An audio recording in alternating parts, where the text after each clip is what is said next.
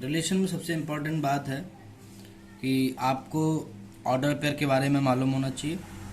Order pair basically दो element आपके bracket में हम लोग बंद करते हैं इन पैरेंथेसिस। बेसिकली उनको दोनों एलिमेंट को हम लोग कॉमा से सेपरेट करते हैं। और सबसे इम्पॉर्टेंट बात है कि जो ऑर्डर्ड पेयर है इनका जो ऑर्डर होता है वो स्पेसिफिक होता है। आप उस ऑर्डर को चेंज नहीं कर सकते। अगर आप ऑर्डर को चेंज करते हैं तो वो एक नया ऑर्डर पेयर कंसीडर होगा, ठीक है। और जैसे हम लोग एक सिंपल सी बात करते हैं कि अगर दो ऑर्डर पेयर इक्वल हैं, जैसे मैंने एग्जांपल लिया हुआ है, आप देख सकते हैं x and y, x and y, x and y, x and y और यू एंड वी, यू और वी, ये दो ऑर्डर पेयर आपके हैं। ये अगर इक्वल मैंने लिए हुए, अगर ये दोनों इक्वल हैं, इफ एंड ओनली इफ एक फर्स्ट एलिमेंट दोनों के बराबर होना चाहिए, x is equal to u and y is equal to v. एक एग्जांपल लेते हैं हम लोग यहाँ पर, if the order pair x minus one comma minus five is equal to two comma y plus three, find x and y. एक simple सी बात है कि x minus Y equal to two हम लोग को करना पड़ेगा। यहाँ से हम लोग अगर सॉल्व करते हैं तो मुझे एक्स इक्वल टू थ्री मिलेगा, ठीक है ना, एक्स इक्वल टू थ्री मिलेगा आपको। और अगर हम लोग सेकंड एलिमेंट को इक्वल करते हैं minus five equal to Y plus three, तो minus five is equal to Y plus three equal to Y equal to minus Y equal to minus eight value आपकी आएगी। तो यहाँ से एक इम्पॉर्टेंट प्रॉपर्टी हमारे पास आती है कि दो ऑर्डर पेयर अगर आपके इक्वल हैं, they are equal if and only if x equal to u and y is equal to v. उनके करस्पॉन्डिंग फर्स्ट एलिमेंट इक्वल होने चाहिए और सेकंड एलिमेंट इक्वल होने चाहिए। ऐसा भी नहीं है कि आप केवल फर्स्ट एलिमेंट इक्वल करके आप निकाल लेते हैं। जैसे हम लोग यहाँ पे एक एग्जांपल कंसीडर कर सकते हैं। देखिए मैं आपको थोड़ा सा अलग से बताना चाह रहा हूँ। जैसे मान लो मैंने एक एग्जांपल लिया, यहाँ पे मैंने एक एग्जांपल लिया, two comma three is equal to x plus x plus three comma four, find x, find x. तो अगर आपसे ये बात बोली जाती है तो हम लोग क्या, हम लोग ये सोचते हैं कि चलिए अच्छा एक्स की वैल्यू तो निकालनी है हम लोगों को, तो जनरली हम लोग क्या करेंगे, हम लोग कर सकते हैं यहाँ पे two is equal to x plus three. तो एक्स की वैल्यू आप निकालेंगे माइनस वन आएगी, बट एक्चुअली में ये गलत है। क्यों गलत है? बिकॉज हम लोग यहाँ पर नोटिस करेंगे कि अगर सेकंड एलिमेंट जो आपके वो ऑलरेडी अनइक्वल दिए हुए हैं, यानी कि ये there is no value of x for which these order pair are equal. ये ऑर्डर पेयर कभी इक्वल हो ही नहीं सकते। It is clear? तो ये बात आपको ध्यान रखनी है।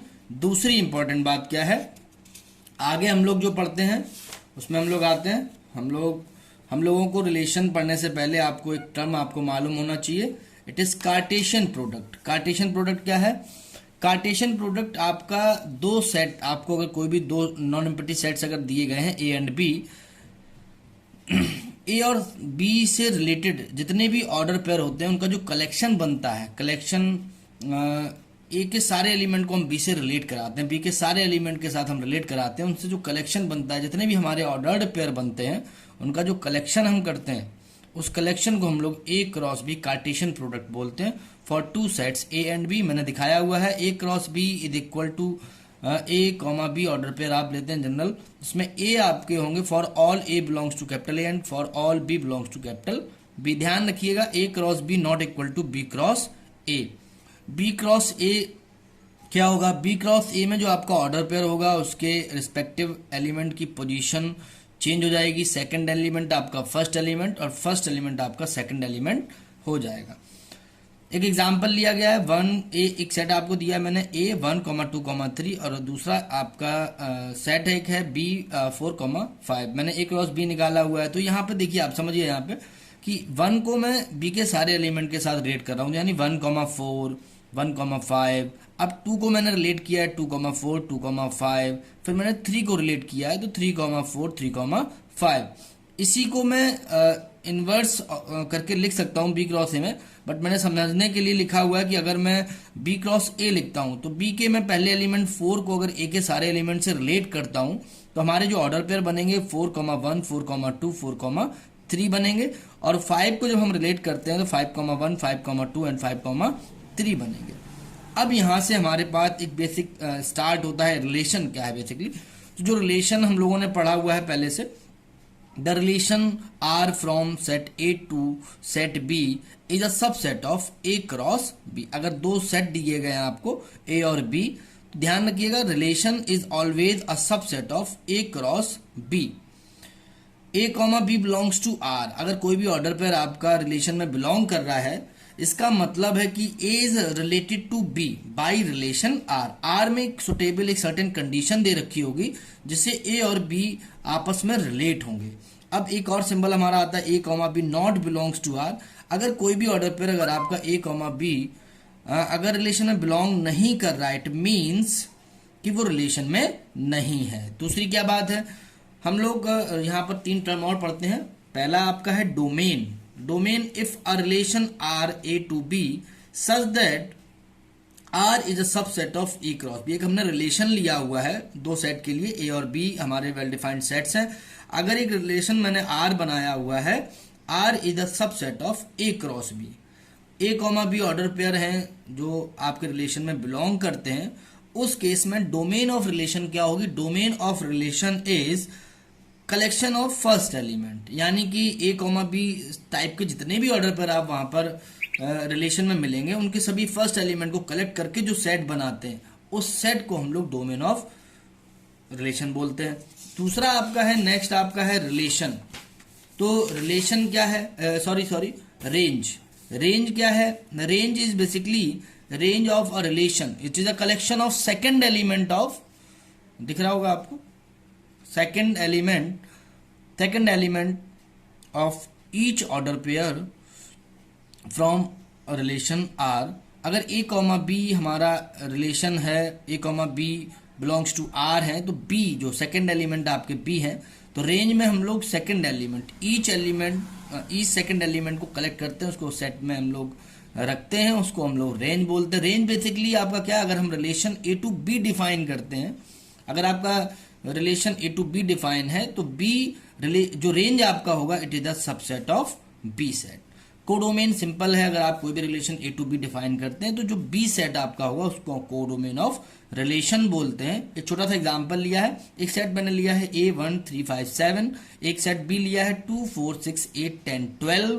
Late relation R A to B is such that R is equal to 3,2 5,6 5,8 7,12। मैंने कुछ एक सर्टेन कोई कंडीशन एज्यूम की हुई है, उसके अकॉर्डिंग अगर हम देखते हैं जो रिलेशन डिफाइन किया गया, इसकी अगर आपसे डोमेन अगर आपसे बोली जाती है what is the domain of relation, तो domain basically first element collect करेंगे हम लोग। तो 3 5 5 7 इनको कलेक्ट किया। बट एक इंपॉर्टेंट बात आपने पढ़ी होगी सेट में, इस सेट में कोई भी एलिमेंट रिपीट नहीं होता है, तो यहाँ पर हम लोग 5 को रिपीट नहीं करेंगे, हम लोग एक ही बार लिखेंगे। तो 3, 5, 7 it is the domain of relation. Range of relation की बात करते हैं तो सेकंड एलिमेंट को हम लोग कलेक्ट करते हैं, तो सेकंड एलिमेंट हमारे सभी ऑर्डर पेयर से क्या मिलेंगे, 2 6 8 12। ये मैंने जो सेट बनाया हुआ है ये आपका रेंज ऑफ रिलेशन है, सिंपल है। कोडोमेन ऑफ रिलेशन क्या है, इट इज सेट बी 2 4 6 8 10 12। आगे बात हमारी आती है relation on a set. Relation on a set क्या है, बेसिकली जब भी हम कोई ऐसा रिलेशन बनाते हैं किसी नॉन एम्प्टी सेट ए के लिए जिसमें जो एलिमेंट आपके हैं वो खुद से related to itself, then a relation from A to itself is that a subset of A cross A is called a relation R on set A। एक इंपॉर्टेंट टर्म आपका है इनवर्स ऑफ अ रिलेशन, ये आपका बहुत important term है। 12th में हम लोगों को इनवर्स फंक्शन भी पढ़ना होगा, तो इनवर्स रिलेशन से एक आइडिया मिल जाएगा आपको। आखिर में इनवर्स रिलेशन अगर आपको मालूम है तो इनवर्स फंक्शन को भी हम समझ सकते हैं बड़ी आसानी से। तो अगर दो सेट आपको दिए गए हैं ए और बी, और उन दो सेट से एक रिलेशन डिफाइन किया है मैंने R A to B define किया गया, तो such that A comma B belongs to R है आपका, उस केस में जो आपका इनवर्स रिलेशन होगा वो आर टू द पावर -1 से हम लोग डिनोट करते हैं, और उसकी जो डेफिनेशन होगी उसमें बी कॉमा ए आपकी collection of B comma A where A comma B belongs to R. मतलब अगर ए कॉमा बी टाइप के जो भी ऑर्डर पेयर आपके रिलेशन में बिलोंग करते हैं, उस केस में उसके इनवर्स जो ऑर्डर पेयर बनेंगे उनका जो कलेक्शन आपका आएगा उसको हम लोग इनवर्स रिलेशन बोलते हैं। अच्छा, एक इंपॉर्टेंट बात और ध्यान रखनी है आपको, डोमेन ऑफ रिलेशन आर, जो अगर डोमेन आपकी जो आर की डोमेन होगी वो एक्चुअली में इनवर्स रिलेशन आर इनवर्स की रेंज होगी। एंड रेंज ऑफ आर जो आपकी होगी, it is basically range of R is equal to domain of R inverse. एक इंपॉर्टेंट बात ध्यान रखनी है आपको, अगर आपके दो सेट दिए गए हैं आपको ए और बी, ए में सपोज नंबर ऑफ एलिमेंट अगर आपके m है और बी में आपके नंबर ऑफ एलिमेंट अगर n है, total number of relation A to B कितने डिफाइन हो सकते हैं। इंपॉर्टेंट क्वेश्चन है, ऑब्जेक्टिव के लिए पूछा जा सकता है आपसे।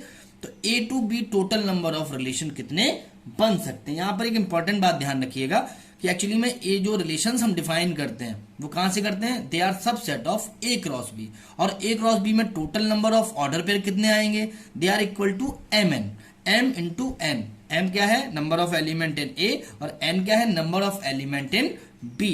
तो total number of element in A cross B आपके होंगे एम एन। तो ए क्रॉस बी के जितने भी सबसेट बनेंगे they are of relation from A to B.